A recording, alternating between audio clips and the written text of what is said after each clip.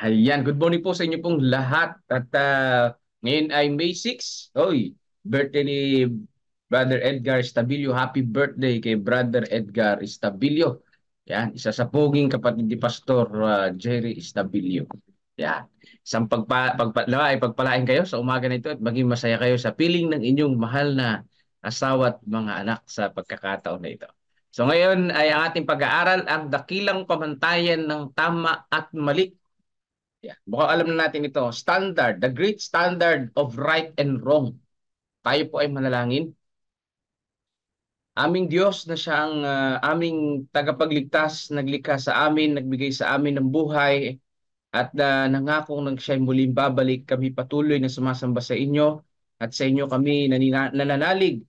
At kung wala ho kayo, ay wala ho kami magagawa. Aming dalangin, O Diyos, ang aming pag-aaral. Tulungan niyo po kami, Panginoon, na maintindihan ito at kayo ang magbigay sa amin ng karunungan na nagmumula sa inyo. Salamat po, O Diyos, sa pag-ibig niyo po sa amin at sa pagdinig ng aming dalangin sa banal na pangalan ni Jesus. Amen. Sabi po dito sa Timoteo, pinaka-key-text natin, 2 Timoteo 3:16 to 17, ang lahat ng mga kasulatan ay kinasiyahan ng Diyos at mapapakinabangan sa pagtuturo, sa pagsaway, pagtutuwid at sa pagsasanay ng katwiran, upang ang tao ng Diyos ay maging ganap na nasasangkapang lubos sa lahat ng mga gawang mabuti. So ang sabi dito, ang banal na kasulatan ay kinasihan ng ating Panginoong Diyos. Para saan, mga kapatid? Magtuturo ng tama at mali. Yan. Pagsaway, pagtutuwid. Yan po ang salita ng Panginoong Diyos. At particularly sa salita ng Panginoong Diyos, narito rin yung Ten Commandments na nagtuturo ng tama at mali. At syempre, all in all mga kapatid, ang salita ng Panginoong Diyos. Sabi dito sa mga makalangit na dako, sa salita ng Diyos ay nakapaloob ang lahat ng bagay na mahalaga para sa pagiging sakdal ng tao ng Diyos. Ito ay tulad ng isang kabangyaman na puno ng mahalaga at natatanging inimbak. Yan po ang salita ng Panginoong Diyos. Napakahalaga ng salita ng Panginoon. Parang kayamanan na kapag binasa ng tao, nagpapasakdal sa mga tao. Ngunit hindi natin pinahalagahan ang mga kayamanang ito. Ni napagtanto ang pangangailangang ihanda ang ating sarili ng mga kayamanan ng katotohanan. Yun lang ang nakakalungkot dito. Marami ang mga tao na hindi pinahalagahan yung pong mga katotohanan dito, mga kapatid. No? Hindi pinatunayan yung hindi pinahalagahan yung pong salita ng ating pong Panginoong Diyos. At sabi pa dito, hindi natin naunawaan ang malaking pangangailangan ng pagsasaliksik sa kasulatan para sa ating sarili. Yan. Oo nga, no?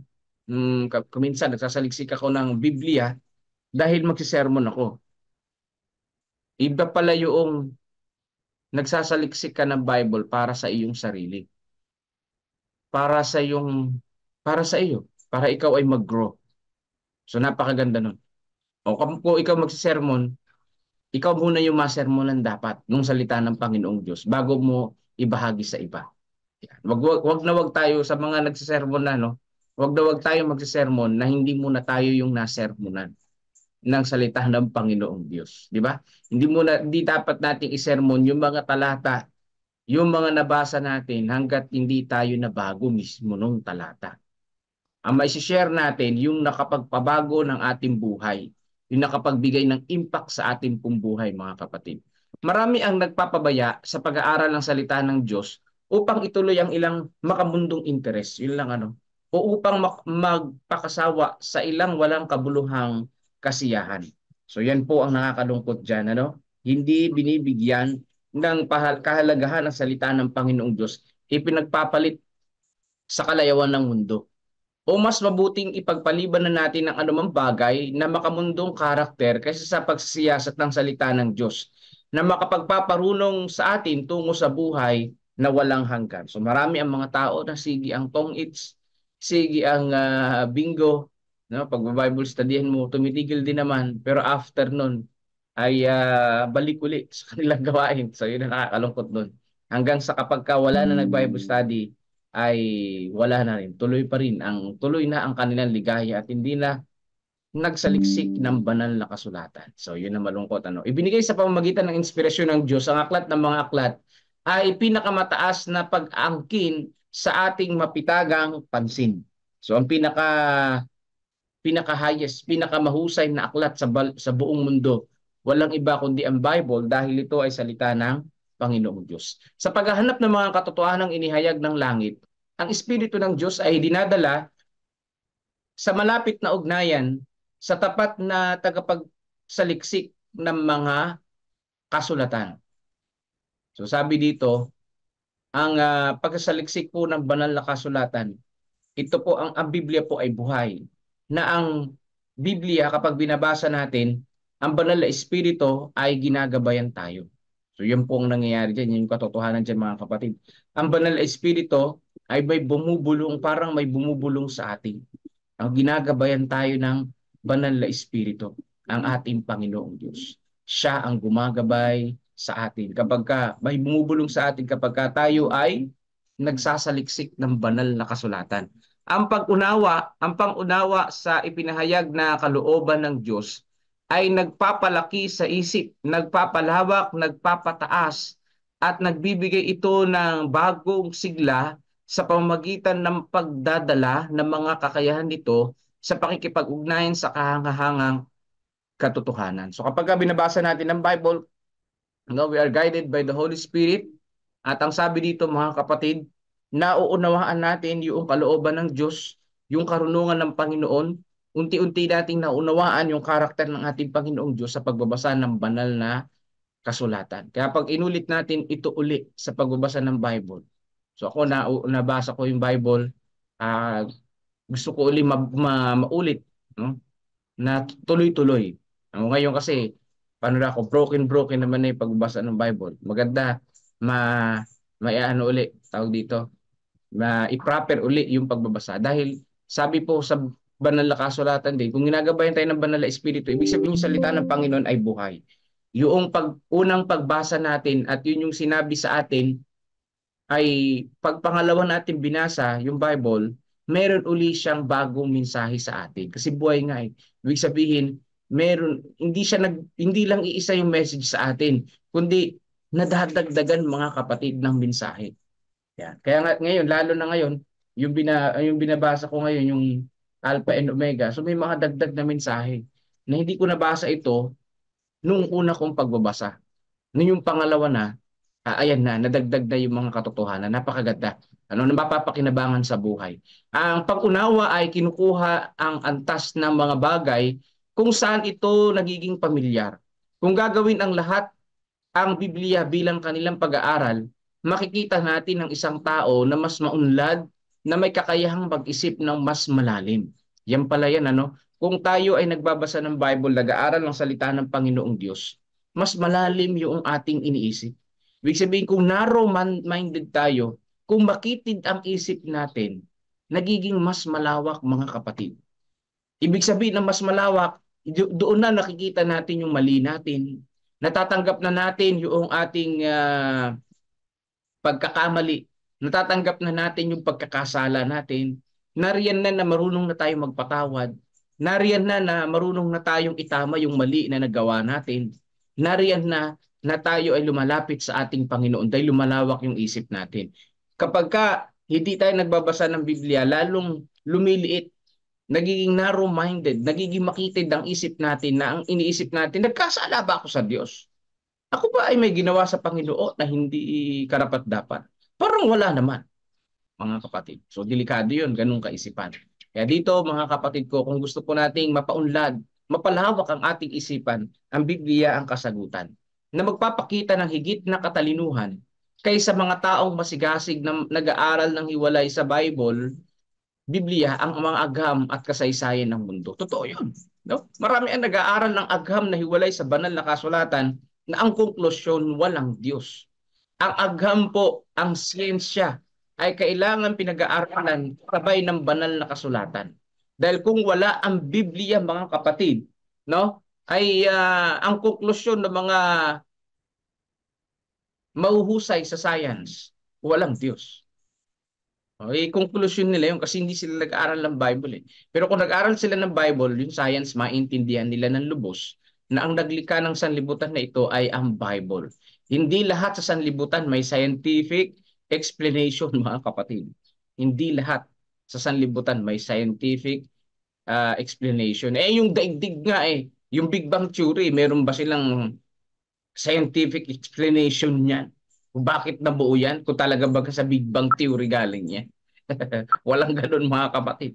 Dahil yan ay naipapaliwanag ng banal na kasulatan na ang Diyos ang lumikha nito. Ang Biblia ay nagbibigay sa tunay na naghahanap ng katotohanan ng isang sumusulong na disiplina sa pag-iisip at nagtatapos siya mula sa pagmumuni-muni ng mga banal na bagay na pinayaman ang kanyang mga kakayahan. Kaya nga may magpapabautismo dito sa Gimba eh.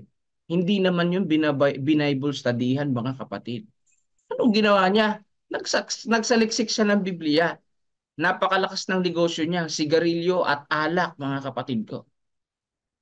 Nung pinuntahan namin, sabi niya, tinanggal ko na lahat yan, pastor. Kasi nabasa ko sa Biblia. Nabasa ko sa Bible. At mangingilin ako ng araw na Sabat dahil nabasa ko rin yan sa Bible. Kita nyo yan?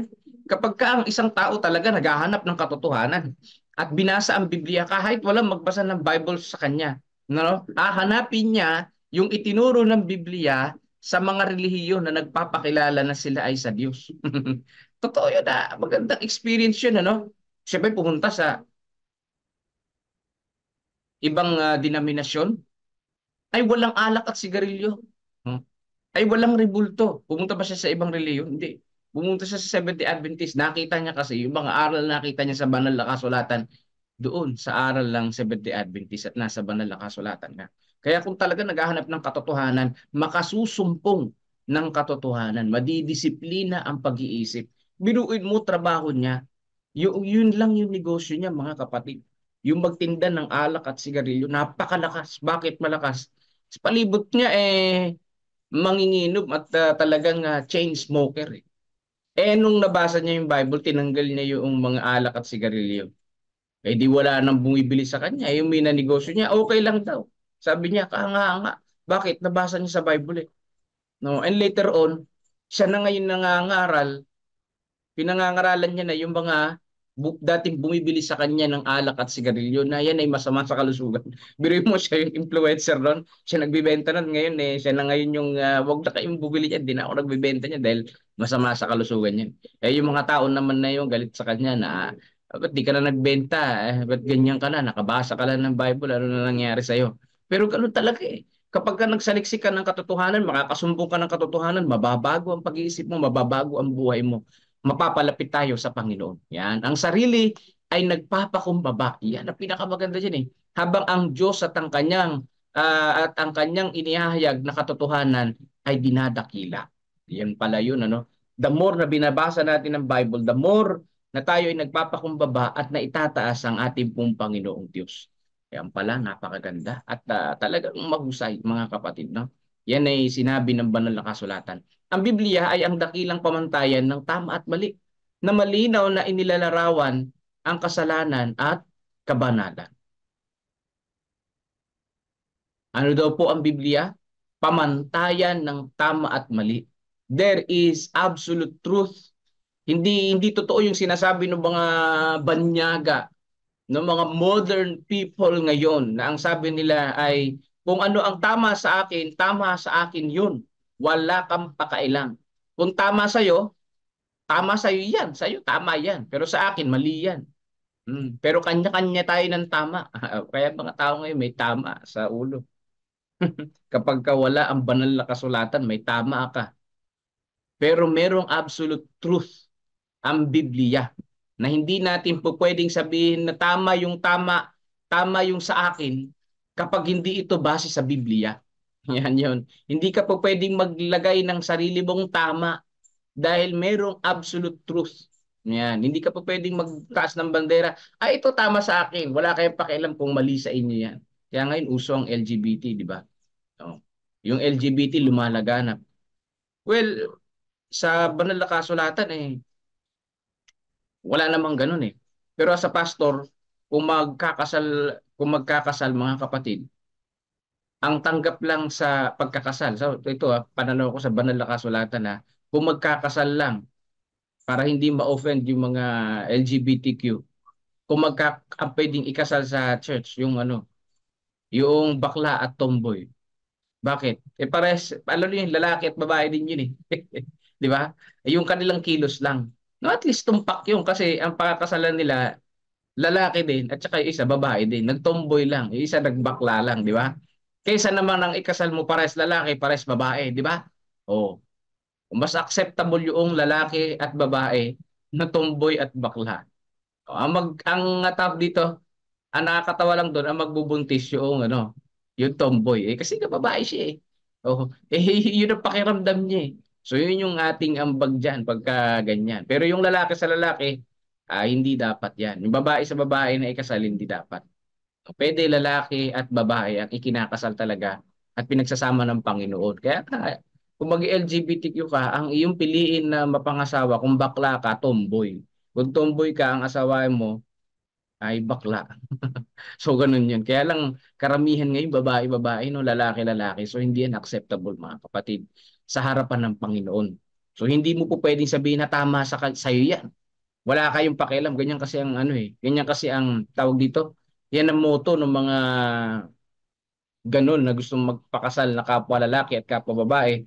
Hindi namin kayo ginajudge. Pero hindi niyo po pwedeng sabihin na kayo ay tama at mali ang Biblia. No? Yung tama sa inyo, mali sa banal na kasulatan. Hindi niyo po pwedeng itaas yan. No? Because merong absolute truth ang banal na kasulatan. There is absolute truth ang Biblia. No? At hindi ang ating mga sarili. Ang mga buhay na mga simulain nito na dumadaloy sa ating mga buhay, gaya ng mga gintong sinulid, ay ang tanging sanggalang nating sa pagsubok at tukso. Yan. Ang tanging sanggalang natin sa pagsubok at tukso ay ang Biblia. Kaya nga kahapon, sinabi ni nakaraan, nung awit yung salita ng Panginoong Diyos ay nakatago sa puso't isipan ni David para hindi siya magkasala. So yun yung napakaganda doon Yung salita ng Panginoon ay isiksik natin sa ating isip at hindi sa ating mga library o sa bookshelves, kundi sa ating isip isiksik upang tayo ito'y sanggalang sa mga pagsubok at tukso mga kapatid at lumakad tayo ayon sa katwiran at kalooban ng ating Panginoong Diyos. Dahil ang salita ng Panginoong Diyos ay kinasihan niya, kinasihan ng Diyos. Sa ibang translation o sa Greek word ay theopneustos. Ayan, God's breath yung Biblia na magagamit sa pagtuturo, sa pagsaway at sa pagtutuwid, sa pagsasanay ng katwiran upang ang tao ng Diyos ay maging ganap. Yan. Parang may kinumpos ako nito eh. Dito ko kinuha yung lyrics dun eh. Yung salita ng Diyos. Patuloy nating purihin ang Panginoon at pakinggan ang mga salita ng Diyos sa pagbabasa natin ng Biblia. Dahil yan ang absolute truth at wala nang iba pa. Yan. Kung gusto mo malaman ang kalooban ng Diyos, nasa Bible. Kung gusto nating malaman kung tama ba ang pinaggagawa natin, nasa banal na kasulatan. So pagpalain tayo ng ating Panginoong Diyos at salamat sa Panginoon at ang aking mga magulang ay nakauwi ng maayos. Ayan, happy birthday kay Brother Edgar Estabilio. At ang ating pangangaral dito po sa Santo Rosario ay isama natin sa panalangin. Yung mga kapatid natin sa Australia ang sponsor nito. At nawa ay maging matagumpay mga kapatid at maraming mga tao ang masabihan ng salita ng Panginoong Diyos, mawarningan. So tayo po ay mananalangin na sa pangunguna ni Brother Melvin Villasano pagkatapos po ng isang awitin papuri sa ating Panginoong Diyos. Muli po, Happy Monday sa inyo pong lahat.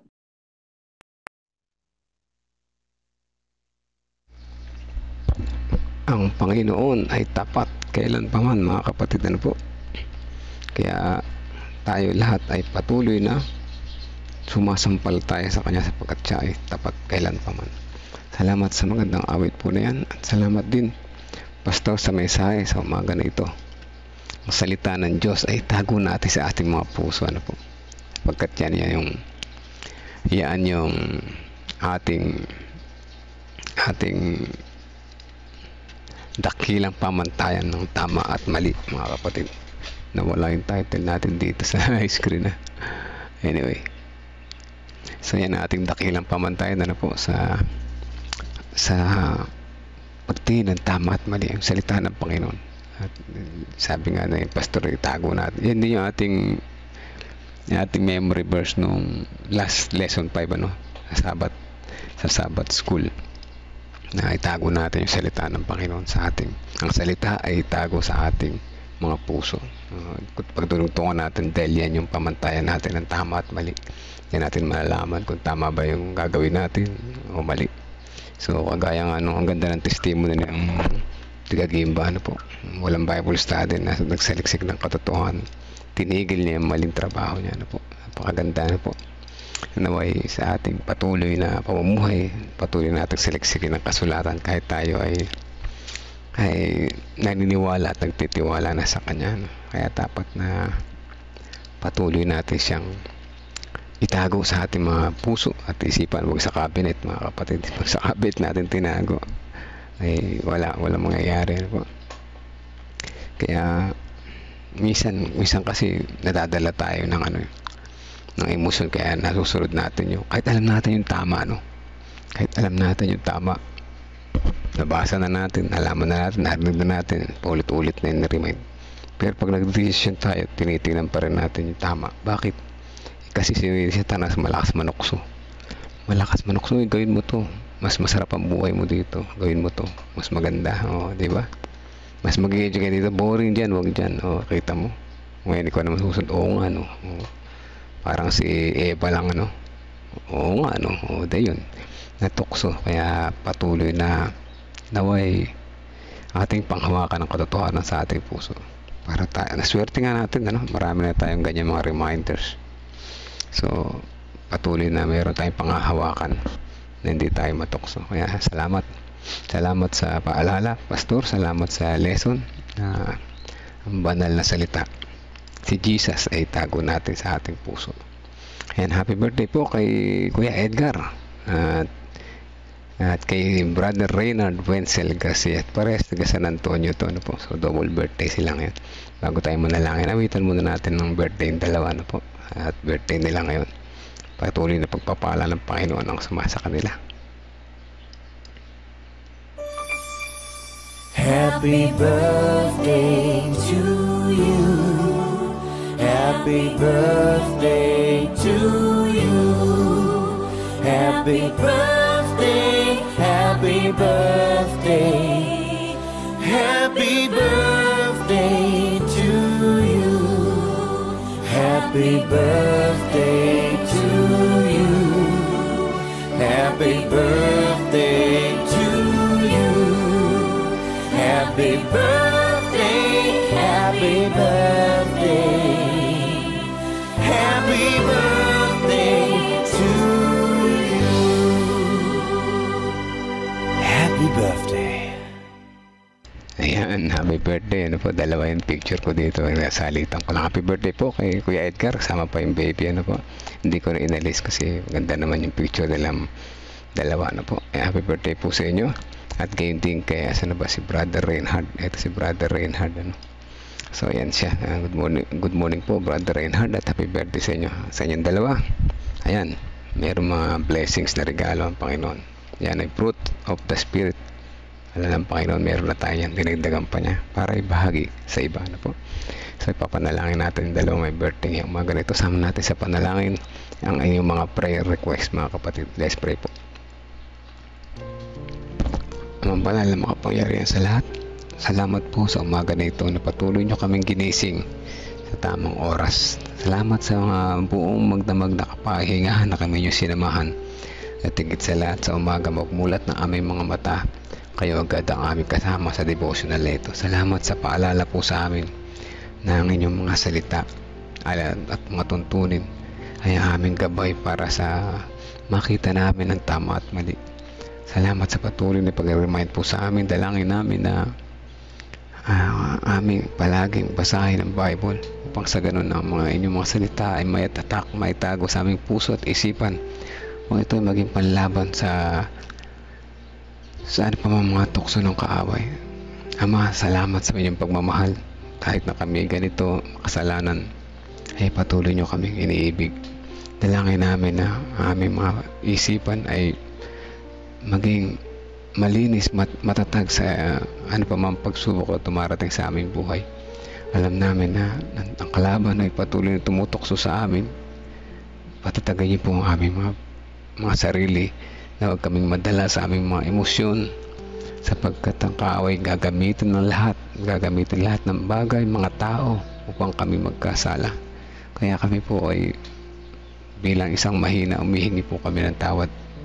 Nais po namin magbago, Ama. Samahan niyo po kami sa aming pagbabago ng aming karakter na ito hindi karapat-dapat na iharap po namin sa inyo dyan sa langit na bayan.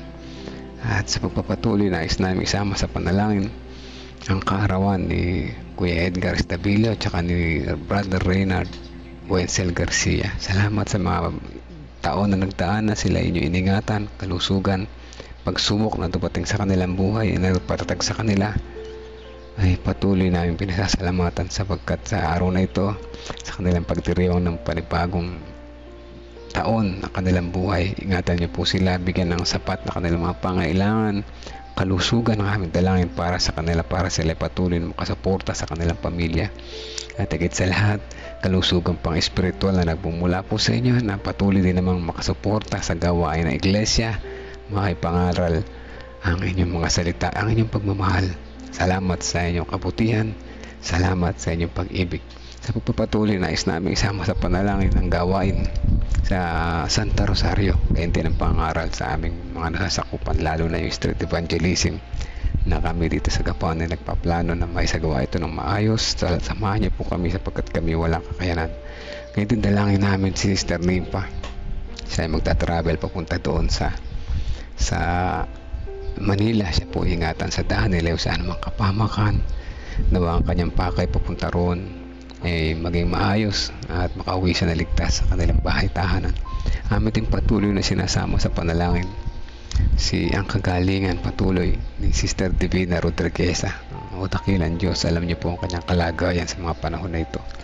Patuloy po namin siya nilalapit sa inyo, patuloy na palakasin ang kanyang pangatawan pisikal, gayon din ang kanyang pangatawang espiritual, na bawasan ang kanyang panghihina ng katawan, gayon din ang pangamba, at makita niya ang inyong pangako na kailanman na hindi mapapako, na ipagkakalob sa kanya pinakamabuti para sa kanya, lalong higit ang kagalingan.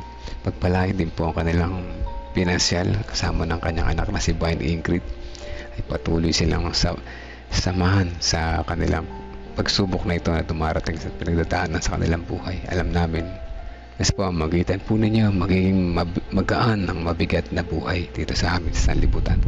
Pagpapatuloy, nais po namin isama sa panalangin si Cloreline Abisillas. Kayo rin po ang nakakaalam sa kanyang sitwasyon sa mga oras na ito. Kailangan po niya ng tulong po ninyo. At lalong higit si Gerald Gamboa, mas kailangan din po niya ang inyong tulong sa panahon na ito. Patuloy na Holy Spirit ang humipo sa kanya, na makita niya ang tama at mali, manambalik siya sa pagsamba kasama ng kanyang pamilya, sapagkat ito ang tama at mahalaga para sa kanyang buhay. Patuloy din namin sinasama sa panalangin ng mga Bible students, ang mga Bible explorers niya sa Tabacao, pati na rin ang mga namamuna rito, sila Brother Klaus, Sister Nimpa at ang kanilang grupo na napakasipag na gumagawa. Pagpalain po sila ng malusog na pangatawan sa bawat sandali, at marami pang mabless sa kanilang pangaral, kayo din sa San Antonio at sa iba pang mga churches sa aming nasasakupan. Dalangin din namin ang mga pamilya na nakikinig ngayon. Patuloy niyo po kami samahan sa maghapon, kalusugan ng aming dalangin sa bawat isa. Kasama namin sa panalangin ng bawat isa na narito ngayon nakikinig sa live at ang aming mga pamilya. Patuloy din namin sinasama sa panalangin ang kagalingan sa mga may karamdaman. Si Gary Mercado, si Brid Renato, si Estrella Gargasin, si Claire Andaya, si Divina Rodriguez, si Judeline Ferolino, si John Noble, si Perilyn Domingo Gucheco, si Brother Lorenzo Cabietes, Sister Lorna, Brother Munti Cabietes, si Charles Elric Meligrito, kasama na rin si Alice Meligrito, si Sister Ana Manuel Alberto Ramos, at si Kuyang Boy Balbido at si Marie Chris Balbido. Sa pagpapatuloy, nais din namin patuloy na isama ang kagalingan, kalakasan at recovery ng mga sumusunod: si Pastor James Dutilla, si Christopher Umali Gutierrez, si Ate G. Tinio Reyes, Sister Estrella Gargasin, Pastor Alex Rigor. Kalakasan ulit ang aming dalangin kay Kuya Bobby sa kanilang pagbabalik sa trabaho, Ate Lorna din sa kanilang mabigat na trabaho. Kalakasan po, nawa ang patuloy na pag-iingat niyo sa kanilang maranasan sa bawat araw. Kasama ulit namin sa panalangin si Ate Gigi Concepcion, Gregorio Santin, si Tatay Pentong, si Kuya Mike Pablo, si Kuya Jerry Bourbon, si Ma'am Sheila Kasamurin, si Sister Erica Elis Santos Rivera, ganyan din si Sister Tina Santos, si Sister Melo Gentibayan, Sister Dora, si Sister Nena Salazar, si Sister Adel, si Tatay Carlito Tomas, ganyan din si Nanay Fina, si Tatay Rudy, si parents ni na Pastor Nelvin at parents ni Ma'am Karin, si Maribel Agustin, si Heidi De Leon, si Ding Bautista, si Piling Eugenio Javier, si John Paul Cheng, si Jinjin, Sister Wendy, Sister Percy, Sister Risa Enriquez. Kasama na rin patuloy si Sister Aimee Kilantang, Ate Grace Amano, Ate Esther Lopez, Brother Benjamin, si Brother Munti Gamboa, si Dayan, si Marilita, si Pichi, si Renato Santos, Romnick, Olivia, Veronica at Rebecca Francisco. Patuloy na pag-iingat ang dalangin namin sa pamilya po na ito at ang mga sumusunod na patuloy pa rin nasa banig ng karamdaman na sina Precious Cabasog, Princess Jorquina, si Aris, si Sister Nena, si Ate Sally Santos, Janet Ontivero, Gina Di Guzman, Arturo Toque at Erlinda Toque. Sa pagpapatuloy, nais namin isama sa panalangin ang iba pang mga kapatiran na hindi namin nasama sa panalangin. Kaya din si Sister Ana Rosbel Hermino, siya po ay may sakit sa mga panahon na ito. Sama po namin siya sa panalangin. Inyo po siyang hipuin, inyo po pagpagaling na kamay, pag-aanin ng kanyang karamdaman. Nakita niyang ang patuloy na inyong pangako, sapagkat ang nangako sa amin ay tapat kailan pa man. Salamat po sa pagdinig sa aming mga panalangin. Alam namin na sa pamagitan ng inyong pagiging tapat, ipagkakalob nyo sa amin ang the best para sa amin. Kami po ay umaasa at nagtitiwala sa inyong mga biyaya. Salamat sa pagdinig sa aming panalangin. Ito po ang aming dalangin sa pangalan ni Jesus na aming tagapagligtas. Amen. Amen. Muli, salamat po sa mga prayer warriors, mga kapatid. Salamat sa mga patuloy sa sumubaybay. At sa mga may birthday, happy birthday po sa inyo. Sa lahat ng nariyan ngayon, dalawang nag-celebrate ng birthday. Ano po. At sa lahat ng nariyan sa live, good morning po sa inyo. Sa mga nag-shares, maraming salamat. At sa mga hindi ko nabati kanina, good morning din sa inyo. Sister Janet, Sister Aisa, Brother Jojo, Gatmaytan, good morning po. At sa mga patuloy na sa pagsubok na karamdaman, huwag tayong bibitiw, mga kapatid. Marami ng mga testimonies tungkol sa ganitong mga pagsubok na tunay na nababasa natin sa Bible, dito sa atin. Ako rin, isa ako sa may testimony dyan, na tunay na Panginoon na magpapagaan ang ating mga mabibigat na pinagdaraanan sa buhay. Ano po? Alam ko marami sa atin, sa mga kamag-anak natin, may mga sakit, pero huwag po tayo mawawala ng pag-asa, pagkat ang nangako ay tapat. Napakaganda na, no? Dapat tayo maging panatag sapagkat ang nangako ay tapat. Ano po? Sister Ana Rosbel Tolentino. So yan, good morning po sa lahat. At hanggang bukas po muli, mga kapatid, patuloy tayong ma-revive sapagkat tayo mga nakatutulog, ano? Patuloy tayong ma-remind sapagkat tayo mga kalimutin. Patuloy tayong ma-bless sa bawat umaga. God bless po sa bawat isa.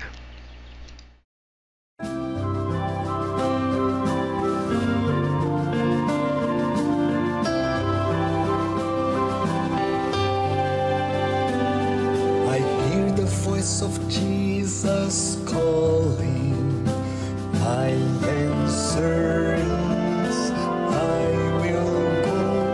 I see the need of people crying, my answer is I will go. I go to share the message of love, I go to share the blessed hope.